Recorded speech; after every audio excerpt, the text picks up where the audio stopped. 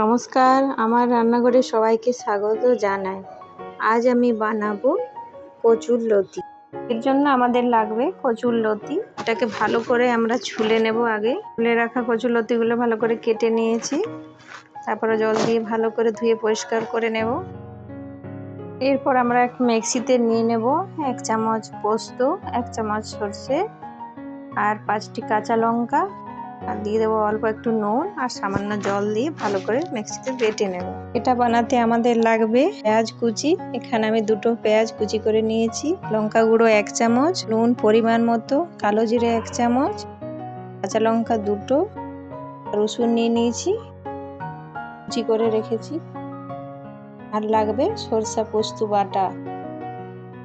এরপর আমরা গরম কড়াতে দিয়ে দেবো সরষের তেল 3 চামচ, তারপর দিয়ে দেব কালো জিরে, তারপর দিয়ে দেব কুচি করে রাখা রসুনগুলো।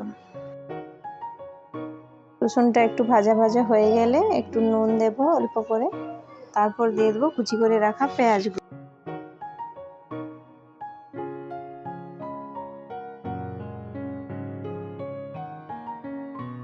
এরপর পেঁয়াজগুলো একটু ভাজা ভাজা হয়ে গেলে দিয়ে দেব কচুর লতিগুলো।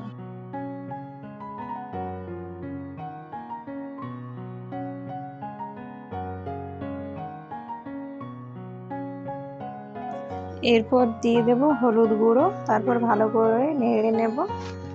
তারপর দিয়ে দেব সরষে পোস্ত বাটা।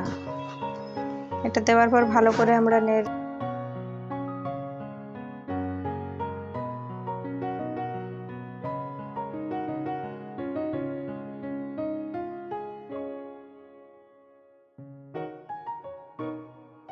এটা আমাদের ভাজা ভাজা হয়ে গেছে। এবারে ভালো করে নেড়ে চেড়ে নামিয়ে নেব।